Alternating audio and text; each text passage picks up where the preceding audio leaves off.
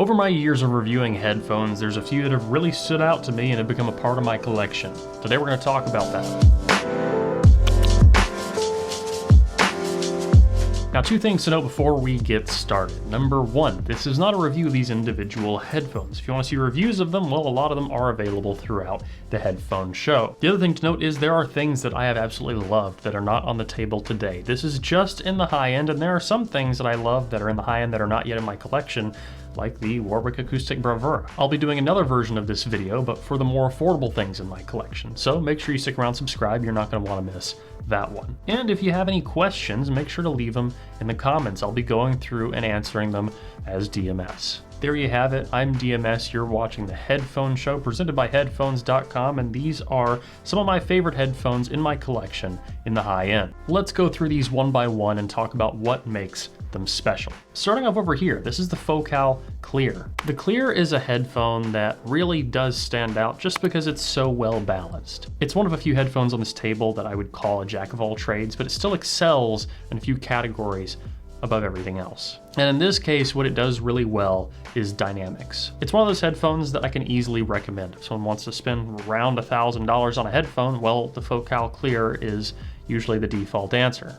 It's comfortable, it has good timbre, good sound stage, good bass, good treble tuning. It's just good in every way with excellent dynamics. In fact, that one is one of the ones that spends the most time on my head when I'm at a desk, right next to this. This is the Dan Clark Audio Aeon Noir. It's a closed back planar magnetic headphone that, as I'm sure you can see, this one's seen a lot of use and a lot of abuse. It's been with me traveling, and it's held up, I'd say, pretty well for what I've put it through. It's a closed back headphone that is very well tuned, very detailed, and I can trust the way it sounds and its frequency response when I'm mixing audio, specifically for YouTube videos like this. It does have downsides in the sense that it's the opposite of the Focal Clear in dynamics.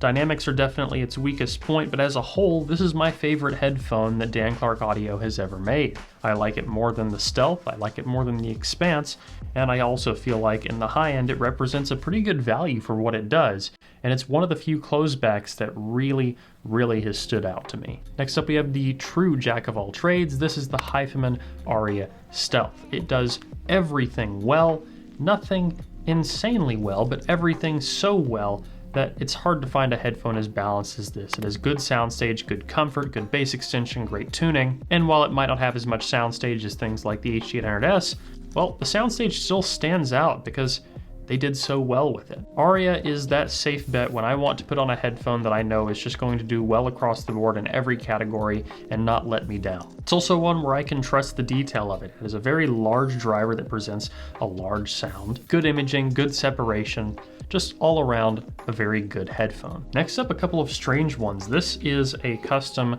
Diana TC. It has ported pads on the bottom, and it has one hell of a bass shelf. These are very dynamic, very powerful in the low end.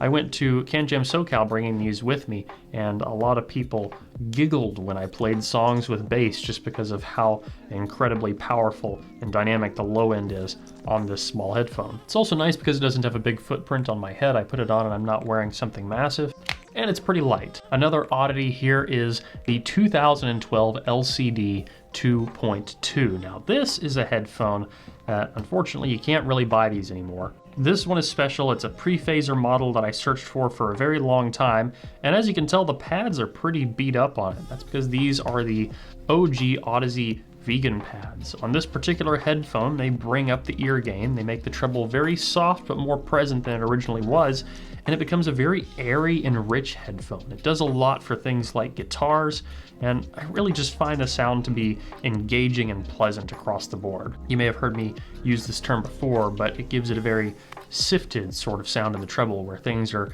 airy, present, and detailed, but not sibilant or sharp. Because of that, and by the way, this does have an upgraded headband on top. This is the newer generation of the Audeze headbands compared to when this thing first came out. It's just a great headphone that I searched for a long time and had to have in my collection. The LCD 2.2 with vegan pads was one of the headphones that really opened my eyes up at the beginning of my audiophile journey, and it's always held a special place in my collection because of that. Next up is the king of soundstage. Now this has a big thick pad on it because I don't feel like it comes with enough padding by default. This is the HD800S from Sennheiser. It doesn't have much bass. It does have a bit in the mid-range, and it does lean a little bit bright, but this is easily the best sound staging headphone that has ever been on my ears. I use this primarily for things like orchestral music. It's very lightweight, it's a very diffuse field kind of sound, and it just puts you in the music hall. You're listening to an orchestra, as long as it's well recorded, you are there. It's also very, very good for binaural recordings, things like that. Jazz at the Pawn Shop, easy go-to. And a classic, who doesn't know about the HD800S? Two more on the table here. Well, this isn't actually the one that's a part of my collection. This is a ZMF Atrium. I still have my own personal Atrium being made, so this is a demo unit. This is with the BE2 suede perforated pads, my preferred pad for this headphone that makes it measure and sound very similar to a super version of the Sennheiser HD650 or HD6XX. It's a headphone that I find has incredible timbre. Things sound very natural, and while it may not have the bass extension of a planar, what it does have is the ability to make any song I put on my head just sound natural, just sound good. I can listen to whatever.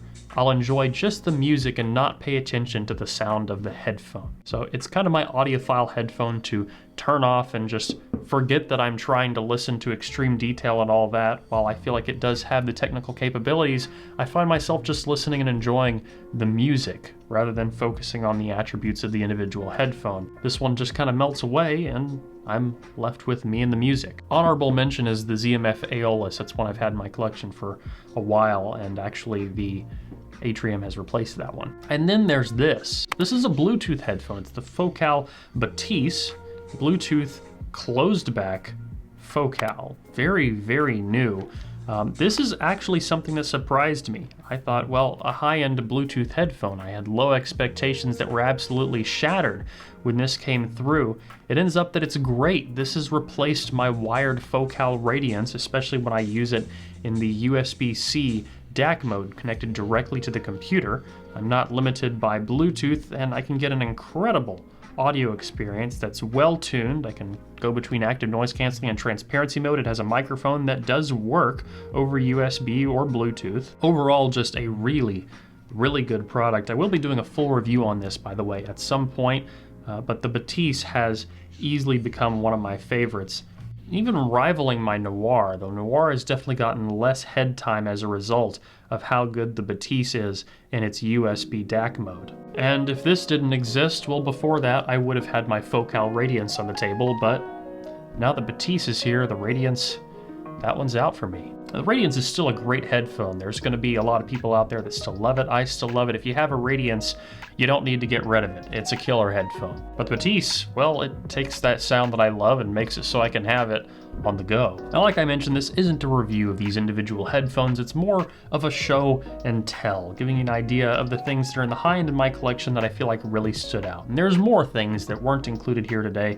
things that are still on my wall, but these are some of my favorites in the high end. Like I said, I'll also be doing a video covering some of the more inexpensive things in my collection that I really enjoy, so make sure you stick around, subscribe, because you don't want to miss that. If there's things you want to know for that video, things that I missed in this one, or questions you have, leave them in the comments. I'll respond. Just look for my name, DMS, down there, and hopefully I can improve the next one of these videos I do, or answer anything that you think I left unanswered. So there's a quick tour of the high-end things that I really enjoy most out of my collection. If you like this video, please leave a like down below. Comment letting me know what you want to see in the future. If you want to get active in the community, you can at the forum, or now we have a Discord at the link in the video description. As always, don't forget to stick around, subscribe for more videos like this in the future. Until the next one, guys.